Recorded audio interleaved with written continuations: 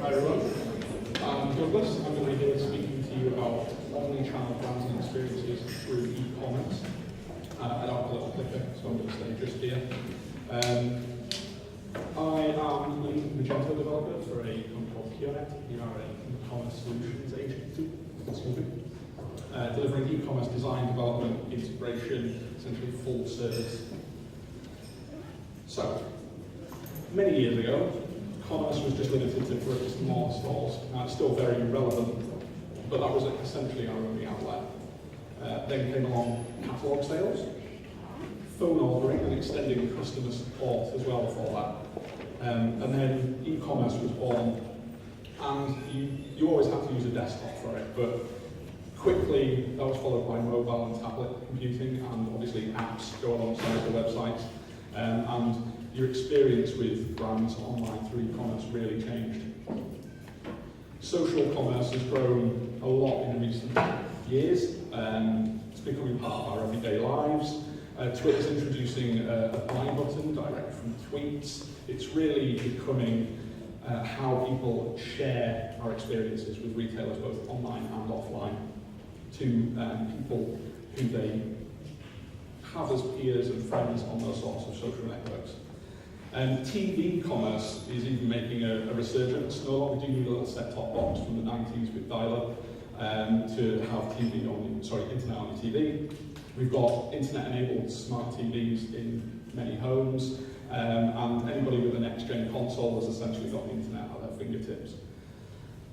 So, what's next? Apple's recently released CarPlay, which means that you might soon be interacting with someone who's actually sat in their car, hopefully on their drive and not doing 90 on the motorway. But it just changes the experience of how someone's actually interacting with you, what size screen they're using, what they can actually do with you. So we've actually got a lot of channels there. And unfortunately, with those channels comes an inherent problem, which is channel fragmentation. The issue is that we've got a large number of channels, and we're individually singling them out and focusing areas on each. There's always a platform of choice to promote something, but what we need really is to take a leaf out of Amazon's book. And large retailers are unifying their channels, and they're reaping the reward. So the image in the background here that you can't really see is an Amazon bookstore. So they opened this store in Seattle, and every part of this store isn't a traditional bookstore. It's a recommender.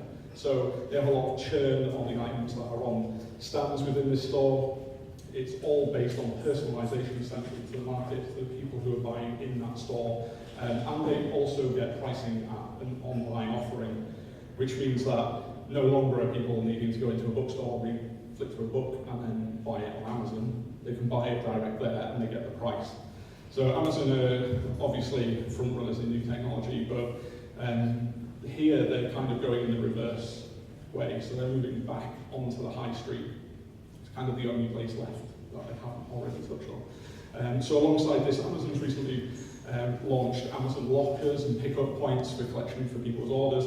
Again, all the time helping customers have the product they want when they want it. And obviously we all know that they want to fly drones all over the UK, and quadcopters, and deliver your items direct to your door now as well. So we've got a quick example from Rebecca Minkoff, who the technology essentially has kind of been discussed in the panel meeting as well. So when you go into a store, you're instantly given an iPad and you can start interacting with their entire catalogue of products.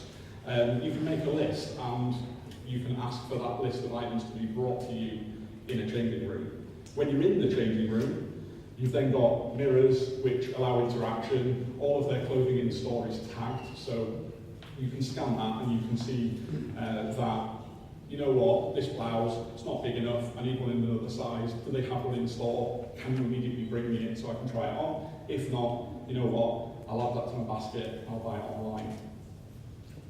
When you're in the changing room as well, they have backgrounds, so you can, much like the Snapchat stuff earlier, you can change the background so you're on a sunny beach when you're trying your bikini on, as I often do, and instead of just in a grey changing room, essentially. And when you leave, you're encouraged to hand over your mobile number so that your whole session can be sent to you later on. You get linked to it, you can see everything you tried on, you can just add it to your basket and off you go.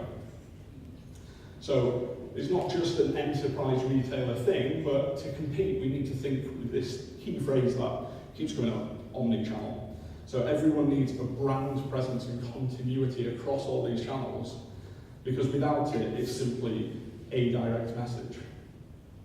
So from an agency point of view, and throughout this sort of whole process, it starts with UX and design, both online and offline.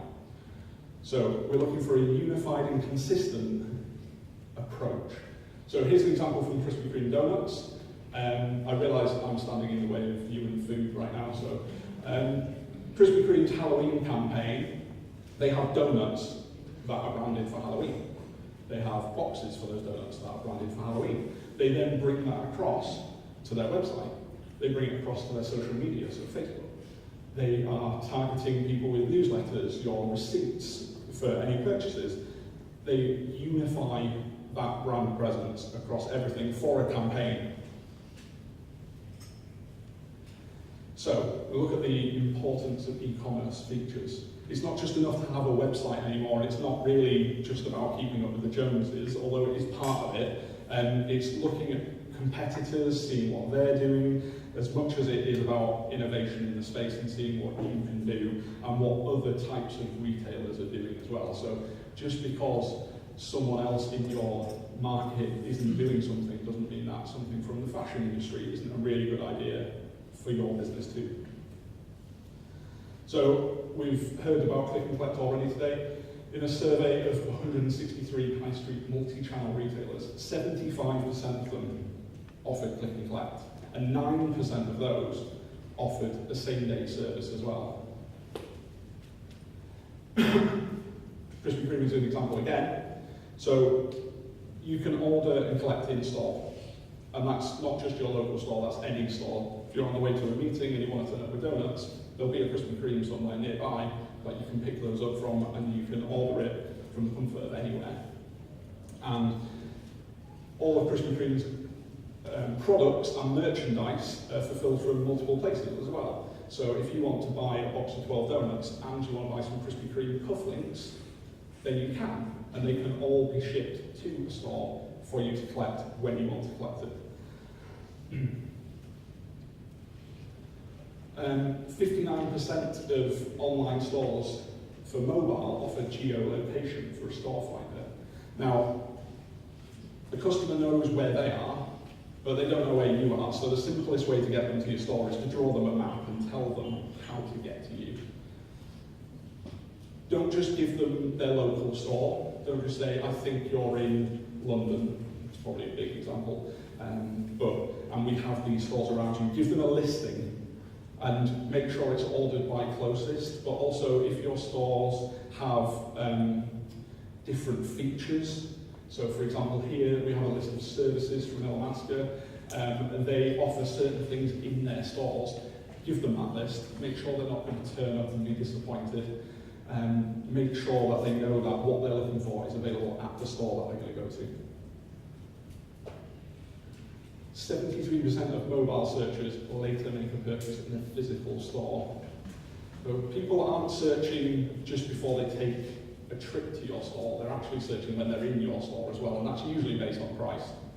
But you can see why SEO is kind of so important from that, because if you've got a customer who's stood in a competitor's store, they need to be able to find that the product is cheaper on your website as quickly as possible, because people shop that way now.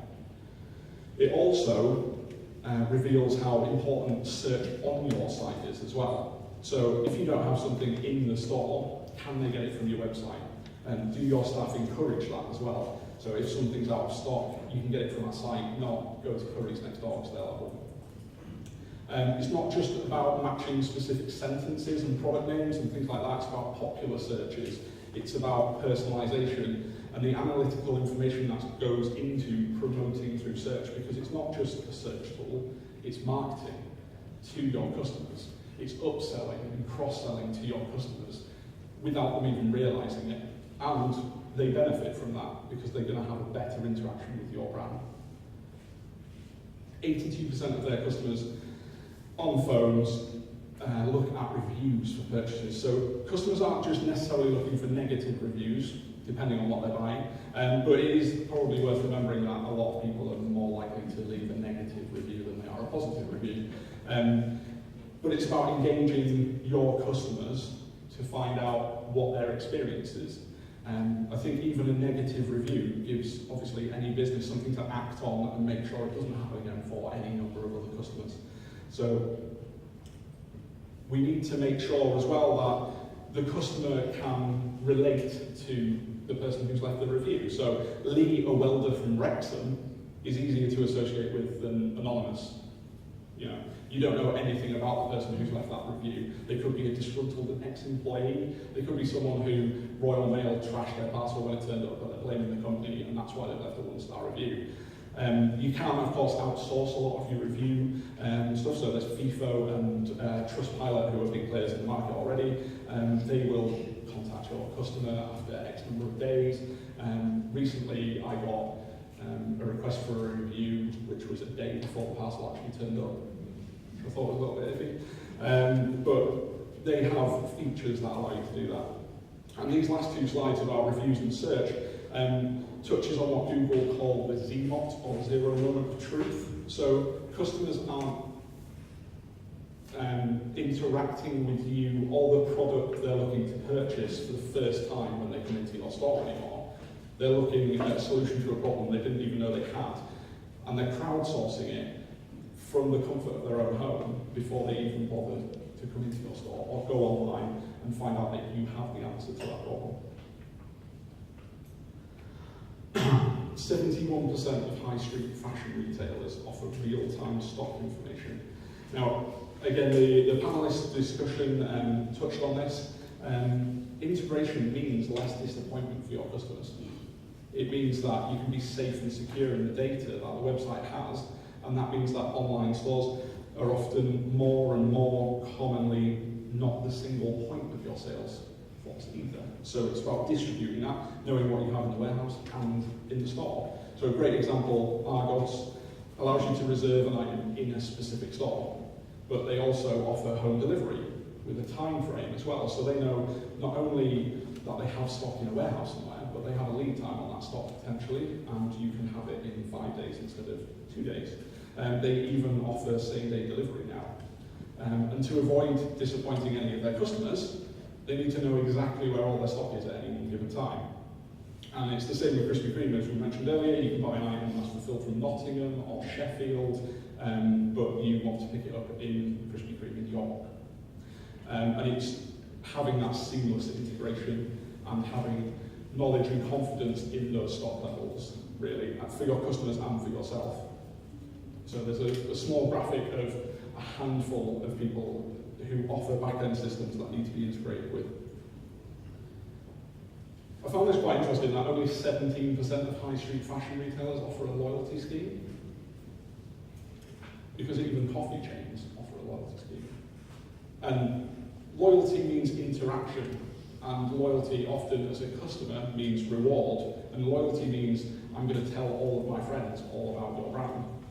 And the amount of information we give away for very little return is actually phenomenal.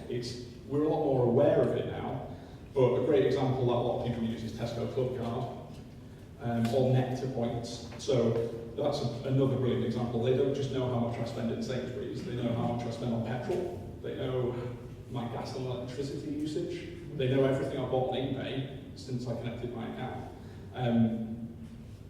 And they can data mine that to better target me, and all I get out of it is some points. But those points, I feel as a reward, I can then spend them in store, I can spend them online, I feel like I'm getting something back, but I'm actually giving away a hell of a lot of information. So what you do need to make sure though is that your offering isn't just channel specific. So if I want to be able to gain points online, I want to be able to spend them in store, and vice versa. So we'll take a quick look at innovation, and there's a lot, but we picked out personalized receipts, e-receipts, in clienteling. So personalization is very much in the now, but there's also a lot of innovation happening with it at the moment. Personalized receipts in store. You can then have e-receipts that lead to retargeting, engaging with those customers at a personal level. And clienteling means that a customer can walk through the door, and I can scan their membership card, I can take their email address, I know exactly what they've bought in store and online for the past however long they've had an account, which is extremely powerful because I not only know what sort of stuff they bought, but what they might be interested in, what they might even be in the store for right now, what they searched for in the last 5 days. And that helps you interact with them. But you can also give them the iPad. You can let them be the decision maker in it. You can let them fulfill a basket that you can then go and get from. So what are the next steps? Next steps are talk to your agencies, talk to your in-house teams, talk to us, and find out what other players in your market are doing. Find out what your roadmap is for introducing technology, whether that's in-store or online, and have that roadmap in place as quickly as possible so that you know how you're going to approach the problem. And that's it.